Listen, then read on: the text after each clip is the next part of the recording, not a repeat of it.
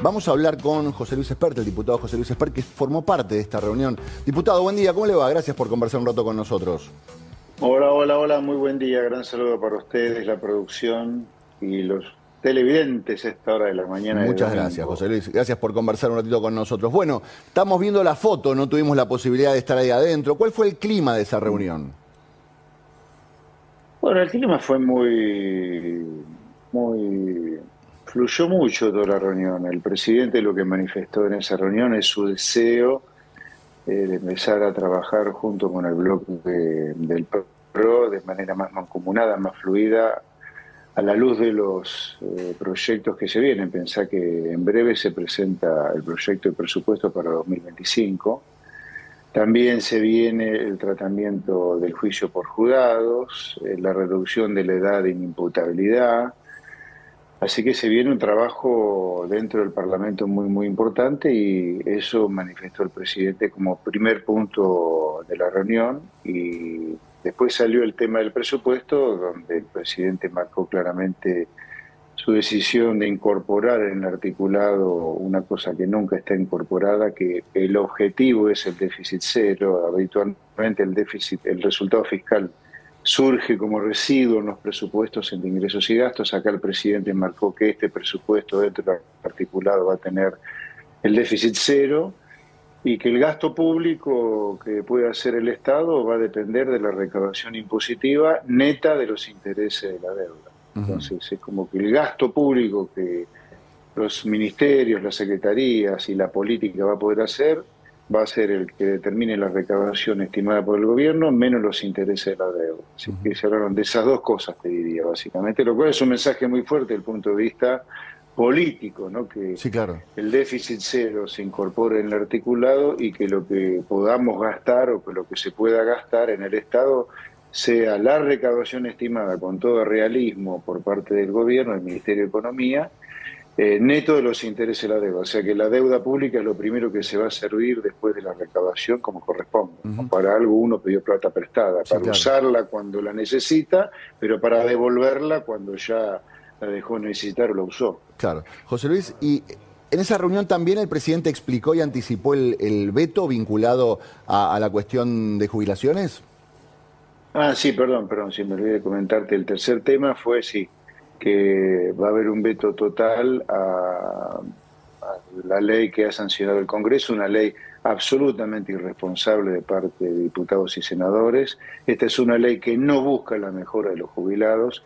La mejora de los jubilados ya la está dando este gobierno con la fórmula del gobierno en el DNU, en el 274, la mejora de las jubilaciones debido a ese DNU ya es del 10% en términos reales comparado con diciembre, o sea, en términos de poder de compra de las jubilaciones, sin desconocer que las jubilaciones siguen siendo miserables. Pero esta ley es una verdadera mentira, es una falta de respeto a la gente que trabajó toda la vida, porque no hay cómo pagarla, porque no solo no dice de dónde salen los recursos para pagarla, cosa que viola la ley de administración financiera, la 2456, sino que es una verdadera irresponsabilidad que apunta a destruir la columna vertebral de este programa económico, que es el déficit cero. Y acá no es que estemos enamorados en el gobierno del presidente Milei del déficit cero, porque somos un grupo de tarados que estamos enamorados de cosas que no tienen sentido. No, el déficit cero es central para que no haya inflación en Argentina y los jubilados puedan cobrar y comprar en términos reales cosas razonables. Lo mismo para los beneficiarios de ingresos fijos, los asalariados, los planes sociales. La inflación es un cáncer que el déficit cero mata, por lo tanto el déficit cero no se negocia, y este proyecto de ley de movilidad jubilatoria que ha sancionado el Congreso aumenta el gasto público en 10.000 millones de dólares. Para que tengamos una idea de lo que es esto, es el 40% del déficit fiscal que este gobierno ha hecho cero, motivo por el cual se ha derrumbado la tasa de inflación. No lo vamos a permitir de ninguna manera. Que se haga política barata con los jubilados en sí. Diputado, pero a ver, porque los jubilados pueden llegar a decir, pero nosotros somos el último orejón del tarro, ¿cómo puede ser que no nos aumenten? ¿No se le puede aumentar a los jubilados o no se les puede aumentar de la forma que estaba proponiendo el Congreso con esta ley? No se le puede aumentar de la forma irresponsable que este Congreso con esta ley ha sancionado. El gobierno, con el decreto 274 del presidente DNU, cambió la fórmula jubilatoria de la vieja ley kirchnerista, la 27609, que estaba destruyendo y destruyó las jubilaciones en la primera parte del año, y con el decreto 274 del presidente Milei, las jubilaciones dejaron de caer y empezaron a crecer comparado contra diciembre. A ver, toda la caída que las jubilaciones han tenido comparado contra el año anterior ha sido como consecuencia de la vieja ley kirchnerista. Es la vieja ley kirchnerista la que ha derrumbado en esta primera parte del año las jubilaciones contra el mismo periodo del año anterior. Ahora, contra diciembre, y fruto del decreto del presidente Milei, el 274, un DNU, las jubilaciones empezaron a crecer. Contra diciembre, seguimos estando abajo del mismo mes del año anterior, pero contra diciembre han crecido 10% en términos reales. Por eso, cuando se dan aumento de salarios públicos, aumento de jubilaciones, aumento de planes sociales de parte de este gobierno que cuida el déficit cero, ese aumento, como no es deficitario, termina siendo un aumento de lo que realmente importa, que la gente puede comprar más alimentos, más medicamentos, que se pueda dar gustos que no se lo daban en plena inflación del año pasado. El año pasado, con la ley kirchnerista, que ninguno de estos diputados que están ahora detrás de esta ley la criticó, provocó una caída del 30% en términos reales de las jubilaciones. O sea, en pleno plan platita, las jubilaciones se derrumbaron, y ahora, en un proceso de ajuste, como pocas veces se ha visto, del gasto del Estado, las jubilaciones están creciendo en términos reales, o sea, en términos de poder de compra. Así que este gobierno a los jubilados y a todos los que reciben ingresos fijos, le mejora su poder de compra. ¿Pero por qué lo mejora su poder de compra? ¿Porque somos magos? No, porque lo hacemos sin incurrir en déficit fiscal, o sea, sin emisión, o sea, sin inflación. José Luis, mientras estamos viendo la foto, mientras estamos viendo este esfuerzo por generar consensos para evitar por ahí lo que pasó en las últimas semanas, donde no pudieron avanzar algunas iniciativas, por ahí bloquear en el Congreso el tema de esta ley de jubilaciones o todo lo vinculado al presupuesto en seguridad, uno mira desde afuera y con cierta preocupación, viendo esta foto, ¿no? Este esfuerzo de consenso, que haya tanta grieta interna, tanto conflicto interno en la bancada de La Libertad Avanza, tanto en el Senado como en diputados. ¿Por qué no se logra? ¿Cómo podemos pretender que haya consenso con otras fuerzas si adentro de La Libertad Avanza no se ponen de acuerdo en mínimas cosas? Es un muy buen punto el que vos marcás, Horacio. Yo ahí lo que diría, son casos muy puntuales. Pensemos que en el caso de diputados, que es el caso que yo conozco bien, de casi 38 diputados ha habido problemas con 1 o 2 diputados. Así que el grueso está funcionando de manera adecuada. Hay un medio vaso lleno importante. Lo que sí admito, además de lo que vos decís, que creo que la sociedad, la gente está esperando de la política que realmente nos preocupemos por ellos, y por más libertad y liberales que seamos los que formamos el bloque de La Libertad Avanza, los problemas internos se tienen que solucionar a puertas cerradas, y que hacia afuera a la sociedad le mostremos una imagen como realmente la sociedad está esperando y corresponde, de unidad, peleando por las cosas por las cuales la sociedad necesita, que haya reactivación económica, que haya mejores salarios, mejores jubilaciones, que reduzcamos la inflación. La sociedad está recontrapodrida, que la política funcione mirándose a sí misma en lugar de mirarle hacia ella. Si hay algo que nos define a los liberales que estamos acompañando al presidente Milei, es estar haciendo una nueva política bien conectada con la gente. Y estas cosas que han estado pasando, la verdad que demuestra que todavía tenemos que mejorar mucho para eso. José Luis, volviendo a esta foto que genera esta charla, o cómo comenzamos esta charla, ¿cuál es la situación? ¿En qué se quedó, digamos? ¿A qué acuerdo se ha llegado? Porque está esta situación donde está La Libertad Avanza, el PRO acompaña, en algunas cosas no terminó de acompañar. ¿Cuál es la estrategia que van a utilizar de acá a futuro en el Congreso para el tratamiento de estas leyes importantes y sobre todo la aprobación del presupuesto? Mira, es no más ni menos que trabajar de manera, yo diría, más coordinada, más orgánica, en la previa incluso de que los proyectos de leyes ingresen al Congreso. O sea, hacer un trabajo previo cuando ya está el borrador del proyecto de ley que La Libertad Avanza puede estar presentando, ya empezar a trabajar de antemano con el bloque de PRO para llegar al recinto más armado de lo que hemos llegado, ¿no? Por ejemplo, Claro. en el caso del DNU, vinculado con inteligencia, es un claro ejemplo que si se hubiera trabajado con anticipación, Ujú. a lo mejor el bloque del PRO no hubiera votado en contra de ese DNU, ¿no? Claro, Por claro. ejemplo. Con respecto a eso, esa comisión que se termina formando entre Parrilli, Moró y Lustó, que hay mucha gente que la mira con preocupación, ¿no? Porque dice, bueno, en los servicios de inteligencia va a quedar fiscalizándolo, auditándolo alguien que fue la cabeza de los servicios de inteligencia en el momento del kirchnerismo. ¿Eso es irreversible? ¿Eso está así o hay algo que se puede modificar? No, bueno, a ver, primero, la Cámara de Diputados es absolutamente autónoma Ujú.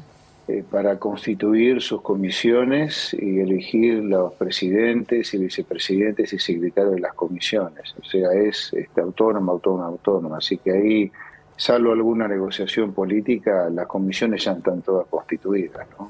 Incluso la de presupuesto y hacienda, que es la que yo presido, la de Claro, claro. inteligencia. ¿Usted habría armado esa comisión con esos tres nombres? ¿Cómo, perdón? ¿Usted hubiera, a ver, en el caso de estar ahí en el Senado, hubiera nombrado esa comisión, hubiera avalado esa comisión de Lustó, Moró y Parrilli? No, no, de ninguna manera, pero a ver, las decisiones en el Congreso se toman como mínimo por mayoría absoluta, a veces se Ujú. requieren de mayorías calificadas, 2/3, 3/4, pero el kirchnerismo, como consecuencia de cómo funciona nuestro sistema democrático, fruto de la elección del año 19, fruto de la elección del año 23, todavía tiene una gran representatividad en las cámaras. No tiene los votos, Ujú. pero no tiene los votos de la gente, pero eso tiene las bancas. Así Claro. que es una situación compleja, porque los votos están mucho más cerca de lo que estamos proponiendo nosotros, de Libertad Avance y del gobierno del presidente Milei, pero las bancas todavía no las tenemos nosotros.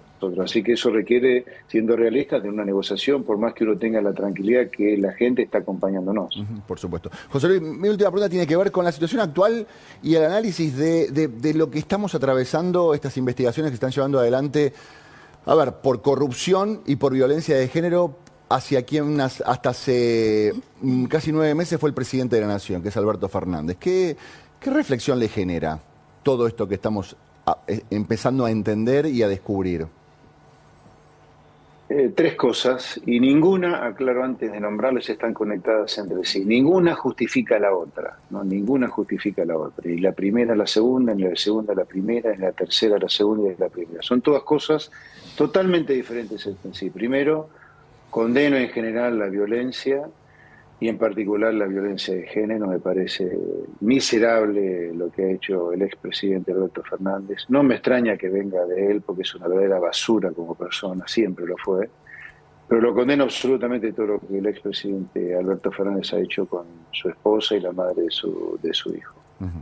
La segunda cosa, que insisto, no tiene nada que ver con la primera, es que la señora Fabiola Yáñez, ahora que dice que puede hablar, debería haberle pedido disculpas a los argentinos, porque ella, mientras los argentinos se morían porque no se vacunaba de manera adecuada, las empresas se fundían porque no podían trabajar por la cuarentena que su marido había sancionado de manera cavernícola, ella podía disfrutar de las mieles de cómo su marido violaba la propia cuarentena decidida por él.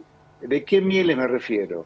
El peluquero, el personal trainer, el paseador de su can, lo que sea. Debería haberle pedido disculpas a los argentinos. La tercera cosa, que no tiene nada que ver con nosotros, pero también me interesa marcar, no le permitamos al kirchnerismo despegarse de esa basura humana que es Alberto Fernández, porque el kirchnerismo es esa basura. El kirchnerismo hay que sacarlo, eyectarlo de la vida política argentina. ¿Por qué le digo? Por dos razones. Hay dos razones por las cuales Argentina no tiene que volver nunca más al kirchnerismo.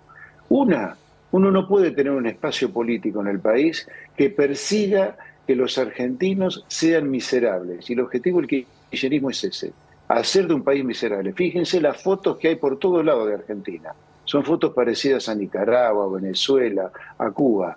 La Argentina que dejó el kirchnerismo es una Argentina que no tiene nada que ver con aquellos que desean en promedio los argentinos. Y la segunda cosa, o yo diría tres cosas por las cuales al kirchnerismo hay que erradicarlo en la vida política argentina, por eso son tan importantes las elecciones en provincia de Buenos Aires 25 y 27. La segunda cosa, uno no puede tener un espacio político que sea una asociación ilícita, una banda delincuente como es el kirchnerismo. Mirá Devido, mirá Milagro Sala, mirá Jaime, mirá Vudú y Chicone Calcográfica, mirá Felisa Micheli con el fajo de billetes en el inodoro. Y así siguen las cuentas. Vos no podés tener gente que además de hacerte miserable al pueblo, ellas son un conjunto delincuente. Y la tercera, por si fuera poco, estas cosas que ocurren. Espinosa de la mano de Kicillof, procesado por abuso sexual y violencia de género, Alberto Fernández con su mujer, ¿me entendés? Es lo más asqueroso que puede haber en política el kirchnerismo. No tanto los argentinos, demostremos que estamos bien de la cabeza, que tenemos los patitos alineados y no votemos más esta lacra, que es el kirchnerismo. José Luis, gracias por conversar con nosotros un domingo por la mañana. Muchas gracias por el tiempo que nos ha dedicado. Un placer, gran saludo para ustedes, los chicos de la producción y a los televidentes. Gracias, muchas gracias. Era el diputado José Luis Espert de Avanza Libertad, que se ha sumado a la Libertad de Avanza en el Congreso. Dicen que es una de las principales espadas económicas del presidente de la Nación y un asesor muy cercano, analizando toda esta cuestión del veto, de las reuniones y de la construcción a futuro.